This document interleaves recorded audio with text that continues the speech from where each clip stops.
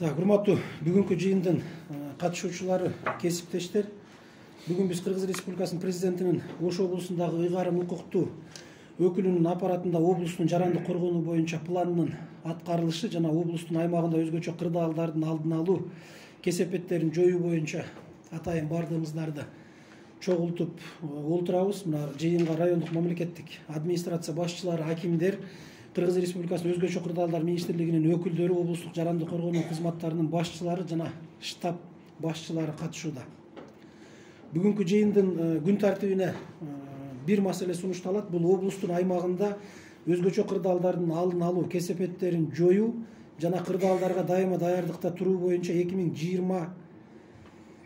2022 жылга түзүлгөн жарандык коргоонунун иш планынын аткарылышы жана 2023 жылга карата жарандык коргонуу боюнча иш милдеттерди коюу жөнүндө. 2022 жылы Ош облусунун аймагында жарандык коргонуу жаатында иш-чаралар, ошондой эле облустук жарандык коргоонунун 2022 жылга даярдык планына коюлган тапшырмалар Кыргыз Республикасынын мыйзамдарынын жана укуктук ченемдик актыларынын негизинде ишке ашырылды. 2022 жылы облус аймагында 6 өзгөчө кырдаалдар катталып, жол кырсыгынан 7 жаран каза болгон. Келтирилген чыгым 23 миллион 179 миң 318 сомду түзгөн.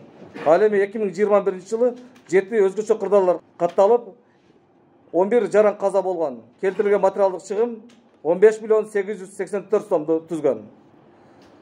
Ош облусунун жарандык коргоонунун 2022 жылга даярдык мерчемине ылайык 74 машыгуулар мерчемделип, Ош облусунун деңгээлинде 7, райондук деңгээлде 67 машыгуу өткөрүлгөн. Ал эми 2021 жылга карата 73 машыгуу өткөрүлгөн, облустук деңгээлде 10, райондук деңгээлде 63 өткөрүлгөн. 2022 жылдын 21 февралында Ош облусунун жарандык коргоонунун башкаруу органдары менен өзгөчө кырдаалдардын коркунучу жаралганда жана катталган учурда жарандык коргонуу башкаруу органдарынын аракеттери деген темада штабтык машыгуу өткөрүлгөн. 20 майда Чоңолай районунун Дарат Коргон айылында жарандык коргонуу башкаруу органдарынын качкындарды кабыл алуу, жайгаштыруу жана ар тараптуу камсыздоо боюнча иш-чаралар уюштуруу темасына атайын машыгуу өткөрүлгөн. Машыгуунун жүрүшүндө качкындарды кабыл алуу жана аларды ар тараптан жайгаштырып камсыздоо боюнча практикалык иш-чаралар аткарылган. Облус аймагында 2222 үй бүлө кооптуу аймактан коопсуз аймакка көчүрүүгө тийиш да. Бул былтырга салыштырмалуу 15ке азайды. Ноокат району боюнча азайды. Бул дагы аздык кылат. Ушул өкмөттүн токтомунун 289 токтомунун 3 пунктуна белгиленген кооптуу аймактан коопсуз аймакка көчүрүү жергиликтүү бийликтерге жүктөлгөн. Ушу менен биздин кызматкерлер сиздер менен биргеликте иш алып барат да.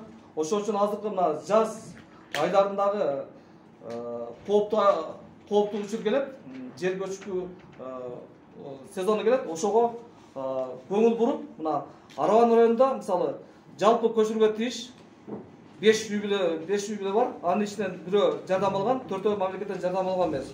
Ал эми ушул эле маселе Чоңолайда 2 эле үй бүлө бар да. Ушуну былтырдагы как раз немеде жыйынтыгы чыгарганда нөлгө түшүрүш боюнча тапшырма берилген да. Мындан аркы эмеде протокольный тапшырмага киргизгиле. Мындан ары участоктарды берип атканда кызыл китепти колдоруна карматмай жок. Архитектурадан каттоодон өткөрөбүз, токтомду чыгарабыз, госрегистрден каттоодон өткөрөбүз, архивге салабыз дагы 1 жыл убакыт беребиз. Үйүн салып көчүп чыгып кетиш керек. Алардын көпчүлүгү кандай кылып атат? Алып туруп жерди сатып атат дагы өздөрү ошо малдарына ыңгайлап, мал жайганга жакшы, башка жайганга жакшы деп ошо жерде калып атат. Токтомго ошол айыл өкмөттөн токтом чыгарылып атканда мөөнөтүн кошуп чыгарабыз. 1 жыл, 2 жыл бан механизмин иштеп чыгыш керек, шартына жараша карап туруп, көчүп чыгып кетем десе беребиз. Жок, көчүп чыгып кетпейм десе анда жерди кайра токтом менен эле өзүбүзгө алып койгонго. Бербей туруп. Ушул механизмди ишке киргизели. Себеп дегенде азыр көңүлүнө карап олтура бере турган болсок, урматтуу акимдер, өзгөчө кырдаалдар мына бөлүмүнүн башчылары, эгерде булардын көңүлүнө карап отура бере турган болсок, Кудай сактасын. Эртең бирөөнүн үстүнө бир жер көчкү түшүп же тамы түшүп кете турган болсо, алар эч убакта өздөрүн күнөөлөбөйт.